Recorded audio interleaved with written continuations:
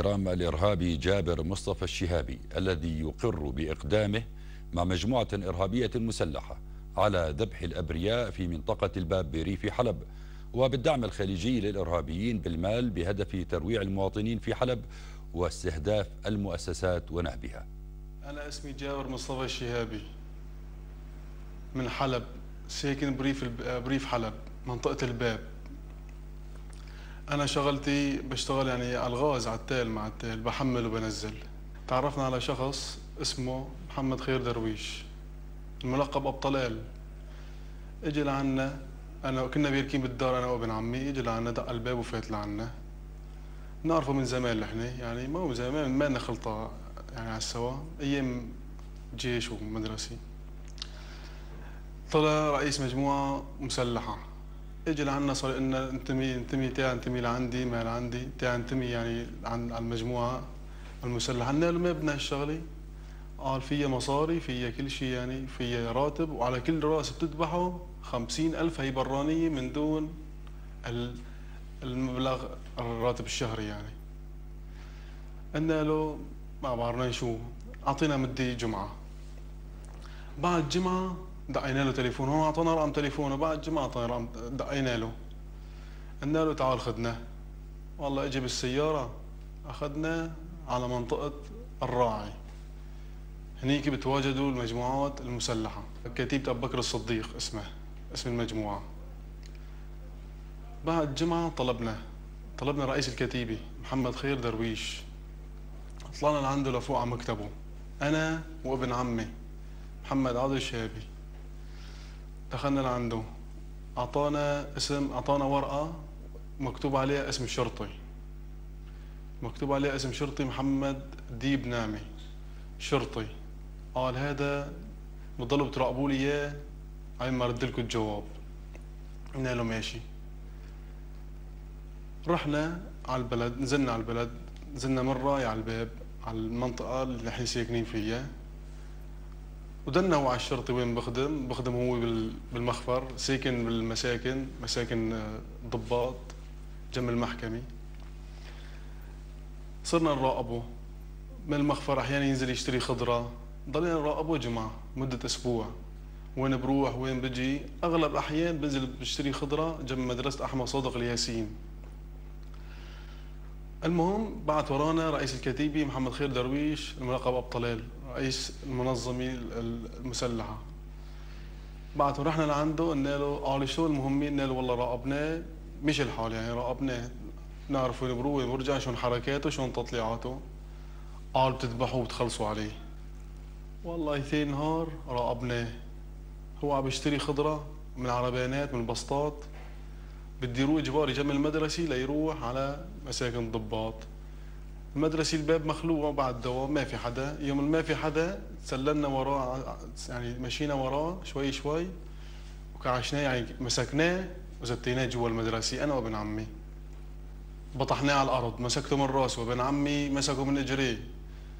شلت السكين وحطيتها على رقبته، قلت له سبحان الله هذا ذبح، وذبحته. ذبحناه من رقبته. مسكنا الجثة، عفناها نتعتم شوي، جبنا آلة نقل، بعت ابن عمي، أنا ضليت عند الجثة، بعت ابن عمي يروح يجيب آلة نقل مشان نروح ندفنه، مشان أولاد مولاد تاني نهار بكرة فضيحة ننفضح. راح جاب آلة نقل، زتيناه، حطيناه بكيس نايله، زتينا الجثة بقلب آلة النقل، زتيناه واخذناه على المقبرة الشهابية. فوتناه لهني في قبورة كتير محفورة، زتيناه وطمرناه. وبعدها رحنا لعند رئيس الكتيبة أبو بكر الصديق أبو طلال، رحنا لعنده قلنا له المهمة تمت بنجاح، أعطيناه وهي السكينة وهي الدم. قام شال 50,000 ليرة سوري وأعطانا إياها.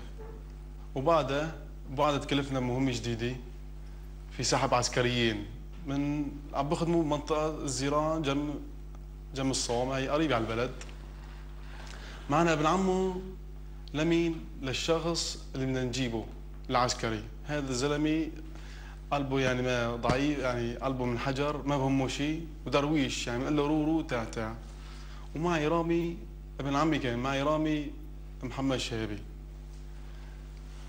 والله المهم بعتنا هذا ابن عمه للعسكري، بعتنا مشان يستجرجن مشان يعني يجوا، مشان يعني يحكي معه، يعني يسلوا يروحوا ساعتين مشوار. والله ضل يحكي معه يعني يحكي مع العسكري ابن عمه لهذا لأحمد طه الناشد، ضل يحكي معه انه تعال يعني مشان يشوف بعض. المهم يوم الجمعة شفنا العسكريين محمد صالحة وأحمد طه الناشد، شفناهن خلف الكراج، كراج الشرقي هذا بقلب مدينة الباب. اجى محمود طه الناشد ابن عمه لأحمد طه الناشد، قال له صح له تعال. اجى قال له شلونك، شلون صحتك، كيف صح يعني شلون؟ قال له بدي روح امشي معنا. وين نروح؟ هيك ساعتين مشوار برات البلد منه رجعك. قال له ماشي. والله اخذناهن العسكري محمد صالحة واحمد طه الناشد، اخذناهن لمنطقة الراي. قال لي رئيس الكتيبي طالع لبرا شوي، طلعت لبرا شوي واجيت عم بحكي مع رئيس الكتيبي الطلال. قال لي بتاخذنا على الجبل وبتذبحن. قلت له ماشي سيدي. اخذناهن انا ورامي محمد الشهبي، ما اخذنا ابن عمن مشان ما نقتلن قدامه. هو سعيد قروي بس ما هي كويسه يعني الا ما واحد عنده شعور. اخذناهن على سفيح الجبل، اخذنا العسكريين على سفيح الجبل على اساس يعني جزوره من يعني اخذناهن لهنيك وذبحناهن من رقبتن والناس سبحان من هلا غير الذبح.